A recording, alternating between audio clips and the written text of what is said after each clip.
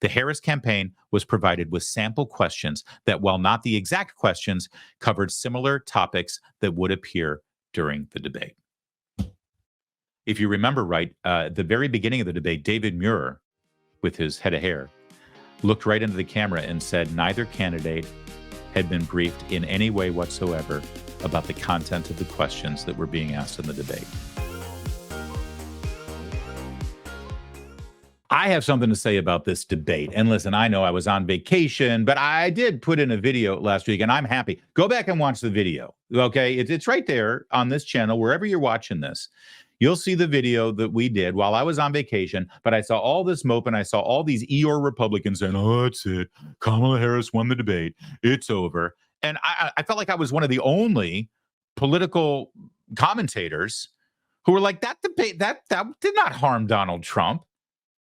That did not help Kamala Harris. And you've seen the narrative now. In just a way, I hate to say I told you so, but I kind of told you so. You've seen the numbers, you've seen the polls, you've seen the reaction. You've even seen people in the mainstream media saying, yeah, ABC News was awful in this debate. And it didn't actually hurt Donald Trump, as I told you in our video last week. And if anything, it hurt Kamala Harris, because think about it. If you're like the 10 or 11% in this electorate that hasn't made up their mind, and you were tuning into that debate to get new information, well, you learned nothing new about Donald Trump. Everything that you saw from Donald Trump is everything you've known about Donald Trump for the last 8 or 9 years, right? You were there to find out who Kamala Harris was. You were there to find out what her plans were. And if that was the case, well, you walked away without much of anything. Not only did she not answer the questions, but it was full of bromides and platitudes and rehearsed talking points that amounted to nothing. It was all for show. It was all to look presidential. Well, I don't care. You can look as presidential as you want, but if you have no ideas, you're of no use to me at a time where our nation is in crisis. And that's exactly the narrative coming out of that debate last week. But it's even worse for Kamala Harris now, because there is a report, and it's gaining momentum, and there is a sworn affidavit to support it, that the Kamala Harris campaign may have colluded directly with the ABC News Network and with the people who put on that debate, negotiated separately certain terms and conditions in their favor, creating a completely and totally unfair environment during this debate. Let's take a look at this affidavit. This is from an employee of ABC News. The beginning part is the verification that this person is who they say they are, that they reside in New York. They've worked for ABC News for over 10 years, various technical administrative positions. Since the acquisition of ABC News in 1996, I've observed significant transformation in the nature of news reporting in the organization. These changes suggest a shift from unbiased reporting to a model influenced by external factors. This person then goes on to say, I don't endorse Donald Trump in his capacity as a candidate for the president. This affidavit is to address concerns regarding biases within the news reporting with my employer's debate that will be hosted on September 10th, 2024. By the way, this sworn affidavit was, as you can see, dated September 9th. This was the day before the debate. That's a critical piece of evidence here as this story unfolds. All right, so let's move on. Observations on debate communication. Since the debate of President Trump and Vice President Harris has been announced to be broadcast on ABC, various members of staff had expressed hope of a debate where issues that were important to everyday Americans would be discussed, and there had been promises made that the candidates would be held to firm discussions regarding the proposed policy stances, and that the debate would not deteriorate into an ad campaign, whereas both candidates would simply make blanket statements without specific policy or explanations, and then the next is redacted. But this specifically says, people, my colleagues, my coworkers, we expressed that we really wanted this debate to go in this one direction. Make it about policy, policy, policy.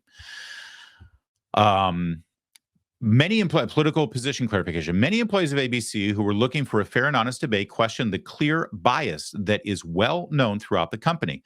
It's common knowledge that debate moderators, as well as chief executive officers of my employee, are well known not to support Donald Trump. This led to several employees speaking up in regards to how fair the debate was going to be. Listen, if this is true, and again, this person has sworn in this affidavit that it is true, that actually gives me some encouragement that there were some people that said, listen, we're supposed to host a debate. Understand something, if you're confused about all of this, for the last like 20 years, maybe longer, 30 years, networks did not host presidential debates. We had a thing called the Presidential Debate Commission. That's why the set always looked the same. That's why the rules were always the same. The networks got the feed of the debate and they were able to broadcast it, but the networks were not involved in any of the decisions or formatics or the negotiations related to those debates. Okay? That got blown up this year. Both campaigns, the Trump campaign and the Biden campaign, said, yeah, enough with the commission on presidential debates. It was really Trump after last election's debacle 4 years ago that Trump said, enough of this. This is an unfair scheme, and it skews to the left all the time, and I'm not going to participate in that anymore. So now the networks get to negotiate directly. That's why this is significant. Because CNN did the last one, and this one was ABC News. It wasn't the bipartisan presidential debate commission handling this. All right. Concerns regarding journalistic integrity. It is my belief that contemporary news organizations, including ABC News, no longer adhere to impartiality.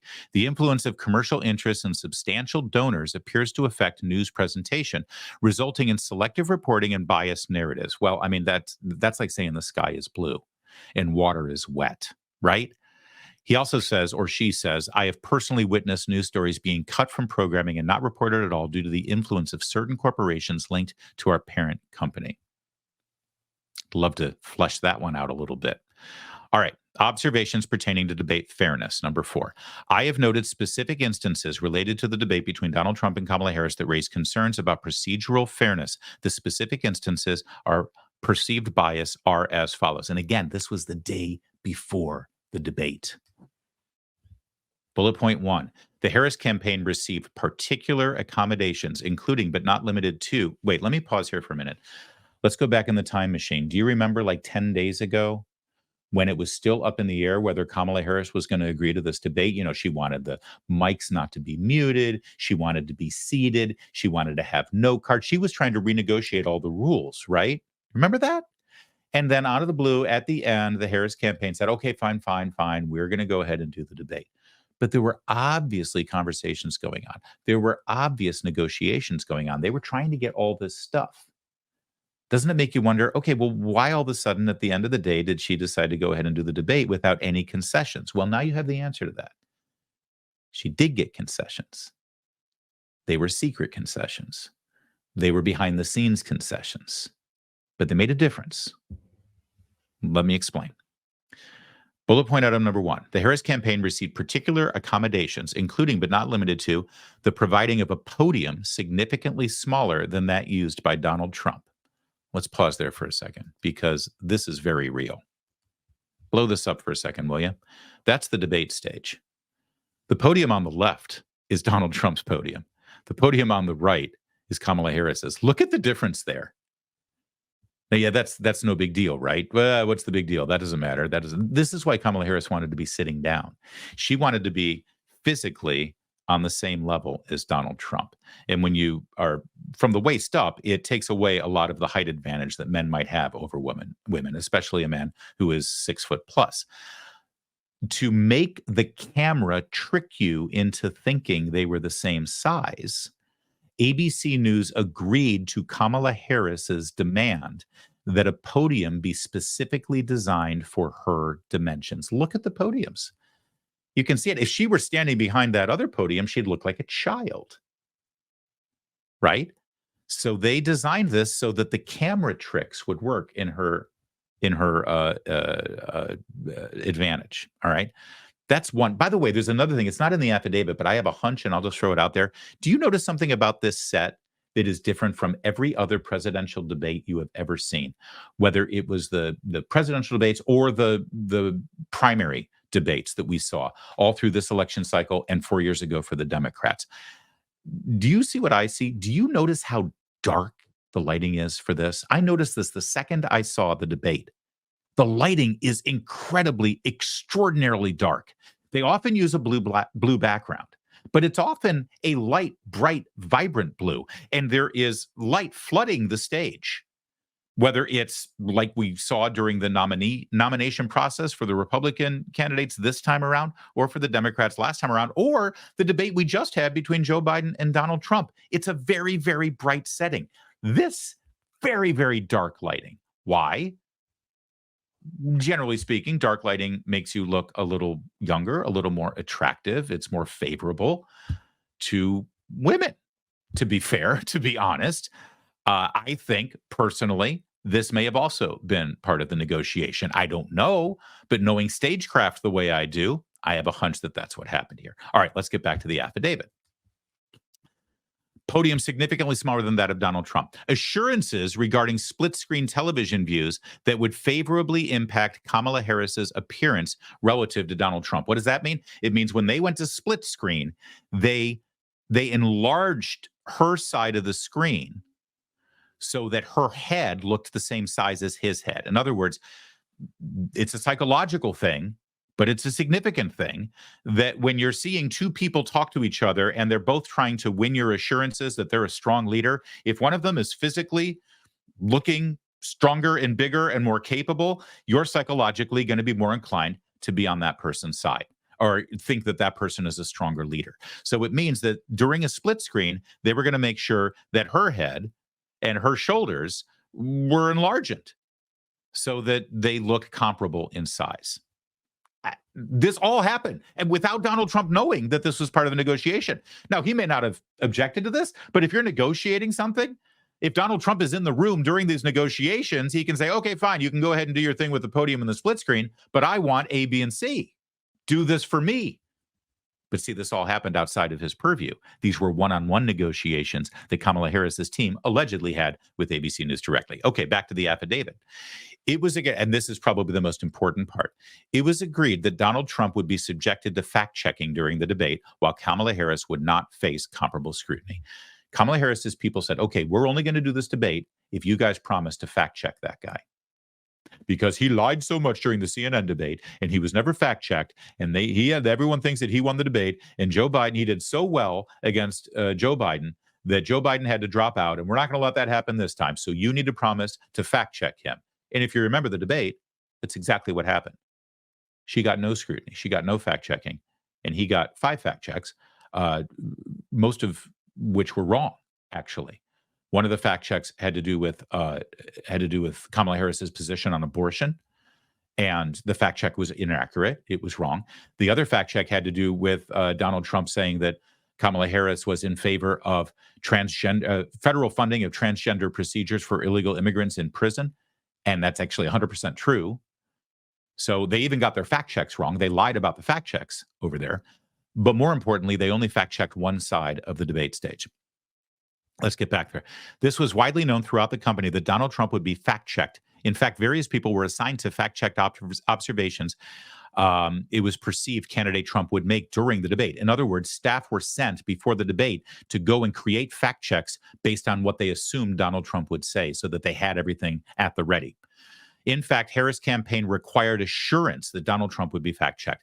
This was done via multiple communications with the Harris campaign, whereas the Trump campaign was not included in the negotiations. To my understanding, any rules, negotiations, and conversations pertaining to the debate should have both the Trump and Harris campaign involved. The Harris campaign had numerous more calls regarding the debate rules about the Trump campaign's aware are on the call. All right, more. The Harris campaign was provided with sample questions. This is the blockbuster right here. The Harris campaign was provided with sample questions that, while not the exact questions, covered similar topics that would appear during the debate. If you remember right, at the very beginning of the debate, David Muir, with his head of hair, looked right into the camera and said neither candidate had been briefed in any way whatsoever about the content of the questions that were being asked in the debate.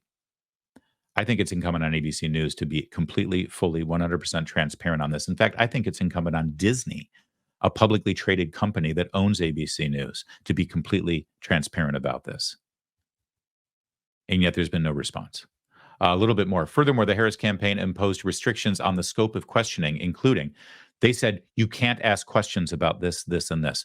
No questions regarding the perceived health of President Joe Biden. Think about that for a minute. Was it odd to you that Kamala Harris was never asked about whether she had an accurate understanding of that? Isn't that actually a pretty relevant issue here that Kamala Harris has been lying to the American people about the status of Joe Biden's health for the last 3.5 years? And there was no question at the debate? Well, that's because she demanded it. Also, no inquiries related to her tenure as Attorney General in San Francisco. You can't ask any questions about her. Didn't they ask Joe Biden, or they brought something up about, or excuse me, about Donald Trump? Didn't they bring something up about Donald Trump doing the full page ad about the Central Park Five like 30 years ago in New York? But you can't ask about her job as an elected official as Attorney General of San Francisco? That complete and total hole over on the West Coast. No questions concerning her. I find this fascinating, by the way. Boy, any investigative journalist worth his salt should be prying into this right now. No questions concerning her brother-in-law, Tony West, who faces allegations of embezzling billions of dollars in taxpayer funds and who may be involved in her administration if elected. Good Lord, where's the blockbuster story into that? Internal organizational climate. I have observed a pronounced bias against Donald Trump within ABC News. Well, so have we. That's not breaking. Purpose and documentation of that. This affidavit is executed and documented and provide transparency regarding the issues of fairness and impartiality in the debate process and broader concerns about journalistic integrity at ABC News. The rest is really about the affidavit, how it was signed, how it was executed, how it was delivered, how it was sent. It was notarized on the 9th day of September 2024 with the verification of the affidavit. That's kind of big, isn't it? Have you seen this story much anywhere other than social media and maybe some other YouTubers or Rumblers talking about it? Shouldn't this get a little bit more scrutiny? Shouldn't it? Why would ABC News do that? Why would ABC News jeopardize their pristine journalistic integrity? Can't even say it with a straight face. We know exactly who ABC News is. ABC News is the house that George Stephanopoulos occupies here as their superstar star anchor of Good Morning America and This Week with George Stephanopoulos. He's a Clinton hack. He's a Democrat operative. This is the ABC News that features The View as one of their news programs. Frankly, I think The View is now the perfect representative of what ABC News is as a news brand. How could this possibly happen? And why was Kamala Harris so insistent on ABC News being the place for her debate? Well, maybe because she knew that when she made these demands, she'd have a welcome ear listening to her. Most specifically, Dana Walden, the woman on the left in this picture. She's in charge of ABC News. And it's well documented that she's a longtime friend of Kamala Harris. Don't you think we, the people, deserve to know exactly what involvement Ms. Walden had in these so-called negotiations that happened behind the scenes, one-on-one with the Harris campaign, setting the stage for this debate? I think so. Can I remind you, please, that ABC News is owned by Disney, a publicly traded company with certain fiduciary responsibilities to the public trust?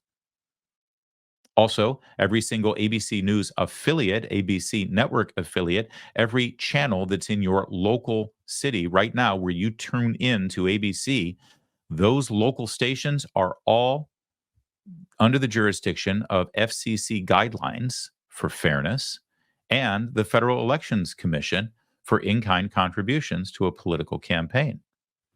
I would think that this would fall under the auspices and umbrella of those federal regulations. But it goes well beyond just the head of ABC News, Kamala Harris's buddy here. It also goes to one of the moderators. This video has been unearthed from the inauguration day. Well, I'll let you listen. Lindsay Davis, Robin Roberts is right. It's a sorority thing. I don't understand it all. So you have to explain it to everybody. Sure. You're a sorority sister of Kamala Harris. Right. Well, pearls are a symbol of Alpha Kappa Alpha Sorority Incorporated, which she pledged while she was at Howard University. And the strand of pearls is symbolic of the unity and the sisterhood. Okay. But on this day, there's actually a Facebook page of women who say wear pearls on January 20th, 2021, and hundreds of thousands of women are apparently wearing pearls There you go. So that's Lindsay Davis. You can see her. That was her 3.5 years ago. She was doing studio coverage of the inauguration events, and she was brought on by George Stephanopoulos to provide expert analysis of a string of pearls that apparently is related to a sorority that both she and Kamala Harris belong to. You could call them sorority sisters. Now, they weren't both in the same chapter that I'm aware of. It's not like they were roommates or anything, but they definitely had something in common, didn't they? A common bond there in the sisterhood of Alpha Kappa obnoxious. But beyond all of that, knowing this, how could ABC News, in any kind of good conscience, put her, this woman who was just presented herself 4 years ago as having this affinity for Kamala Harris through her sorority affiliation, how could she then be the one that passes muster internally as the person who should be one of the co-moderators of this debate? Just for the appearance of impropriety, as she gushes about her sorority sister. I mentioned the fact checks, didn't I? I mentioned the 5 fact checks that Donald Trump had to endure, according to this affidavit, unilaterally, singularly, at the demand of the Harris campaign. We will not do this debate. You will not get this ratings. This will not be a platform for your 2 superstars unless you promise to fact check Donald Trump. Yes, Kamala, we'll do whatever you say. We'll do that. It's bad enough that that happened. But what's even worse is that Kamala Harris was not fact-checked. Kamala Harris, multiple times during the debate, invoked Project 2025 and said that Donald Trump was either the author of it, creator of it, or in some way endorsed Project 2025. And Project 2025 was going to be the blueprint for his administration, when that has been vastly debunked at every possible turn. Donald Trump literally had nothing to do with Project 2025. I don't know how many times he has to go out there and disavow 2025 and say he has nothing to do with it. Every single time Kamala Harris brought that up, she was allowed to say it without any correction, without any fact check. She also raised the bloodbath hoax. You know, Donald Trump has promised a bloodbath if he doesn't get elected. Well, we've debunked that from the day it happened. He was talking about a financial bloodbath, a Wall Street bloodbath. It wasn't invoking violence and suggesting that he was calling for violence if he doesn't win the election. But Kamala Harris was allowed to suggest that that was actually a violent bloodbath that he was promising, and she was never corrected. She also repeated the Charlottesville fine people on both sides lie, which has been thoroughly debunked. Even left-wing Snopes, the fact-check website that really is more interested in political agendas than facts, they've even said, no, Donald Trump did not say that neo-Nazis and white nationalists were very fine people. In fact, he specifically said the opposite. He specifically said that neo-Nazis and white nationalists were not very fine people. He said that they should be condemned. But she was allowed to repeat that lie at the debate without being fact-checked. She also repeated the lie that Trump incited a violent mob at the Capitol on January 6th. That's just not true. It's not even a matter of opinion, because there have been multiple investigations into Donald Trump, including a special prosecutor, Jack Smith, who has brought federal charges against Donald Trump, multiple federal charges against Donald Trump in his effort to derail the election and interfere with our constitutional process going forward this November. He had unlimited resources to investigate Donald Trump and any potential crime he may have committed. And guess what crime he never charged Donald Trump with? Incitement. He never charged Donald Trump with incitement on January 6th. But Kamala Harris was able to say on the debate stage that he was guilty, not just charged, guilty of inciting a violent mob. And she was never fact-checked. She also said, speaking of January 6th, that she was at the Capitol when the attack on the building took place. But that's just not true.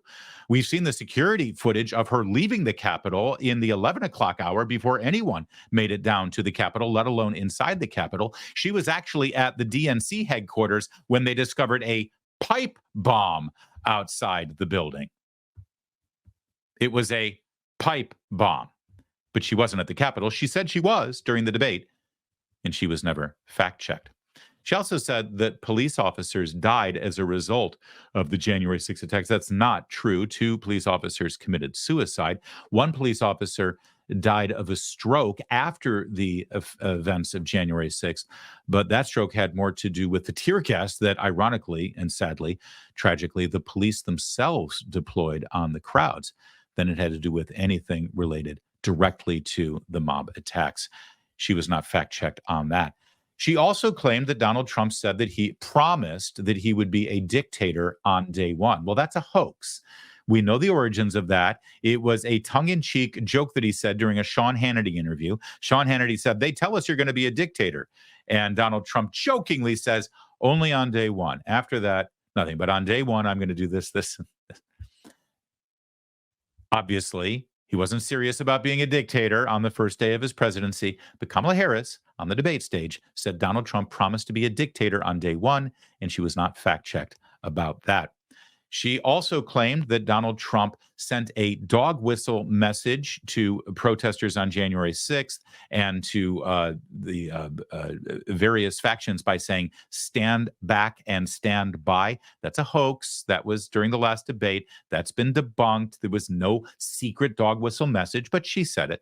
She also claimed that Trump will institute a national abortion ban. She said that on the debate stage. How many times? I wish he wouldn't say this, but how many times has Donald Trump said that he doesn't want to do anything at the federal level and does not intend to do anything at the federal level with regard to an abortion ban? He has been saying it much to the chagrin of pro-life conservatives. She was able to make that claim on the debate stage. And yes, once again, that was not fact-checked. She also even claimed that Donald Trump was going to raise taxes. That's a lie, too. And that was never fact-checked, not by David Muir or by her sorority sister on the debate stage. Now, I laid that list of lies from Kamala Harris during last week's debate out there to show you how biased this debate was, how stacked this debate was, how unfair this debate was, and in light of this affidavit, how completely corrupt this debate was. I pointed out to you so you have the facts because you won't get it anywhere else. But I also pointed out to you to give you hope and to make you excited and to make you ready to charge between now and Election Day. Because given all of that, given all the corruption and all the bias and all the unfairness and the 3-on-1 and behind-the-scenes chicanery and the promises made behind Donald Trump's back, with all of that, Donald Trump has emerged from that debate frankly, in better position than he did during the debate or before the debate. On every single key issue to the American people, the polls actually show an increase in Donald Trump's favor because Kamala Harris, even with all the chicanery, with all the corruption, with all of the backroom deals, and with all the bias, she's still an empty, vacuous vessel. It doesn't stand for anything except her own advancement politically. And the American people see through it. The American people are done with the politics of yesterday. They're ready to, if I may say, turn the page on that kind of thing. And despite everything you saw, despite all of the attacks on your ideas, your principles, your values, despite 2 violent assassination attempts, Donald Trump is still standing. Donald Trump is still fighting. And you better fight along with him.